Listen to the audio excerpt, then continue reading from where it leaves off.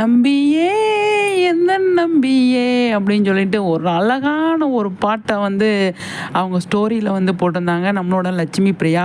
அவங்க எந்த காஸ்டியூம் போட்டாலும் அழகாக இருப்பாங்க. இந்த காஸ்டியூமில் அழகாக சூப்பராக இருக்காங்க அப்படிங்கிறதான் முக்கியமான விஷயம். என்னன்னு சொல்லி பார்த்தீங்க அப்படின்னா அவங்க போட்டதுக்கு வந்து அவங்க கமெண்ட் பண்ணியிருந்தாங்க. இந்த பர்சன் வந்து அவ்வளோ ஃப்ரெண்ட்ஷிப்போடு இருக்காங்க அப்படிங்கிறத மென்ஷன் பண்ணுற மாதிரி அவர் வந்து ஷேர் பண்ணியிருந்தார். இவங்களோட ஃப்ரெண்ட்ஷிப்பை பார்க்கும்போது ரொம்ப நிறைய சூப்பராக இருக்குது அப்படின்னு தான். நிறைய இடத்துல இவங்க 2 பேரும் நம்ம பார்க்க முடியுது. இவங்களோட ஃப்ரெண்ட்ஷிப்பு அதாவது மகாநதி செட்டில் மட்டும் கிடையாது, வெளியிலையுமே அவங்க ஃப்ரெண்ட்ஷிப் மெயின்டைன் பண்ணுறது அவ்வளோ நல்லா இருக்குது அப்படிங்கிறதான். பொதுவாகவே வந்து பார்த்தீங்க அப்படின்னா லட்சுமி பிரியா இந்த மாதிரி சீரியலை தாண்டி நிறைய விஷயங்கள் அவங்க வந்து பண்ணிகிட்டு இருக்கிறாங்க இல்லையா.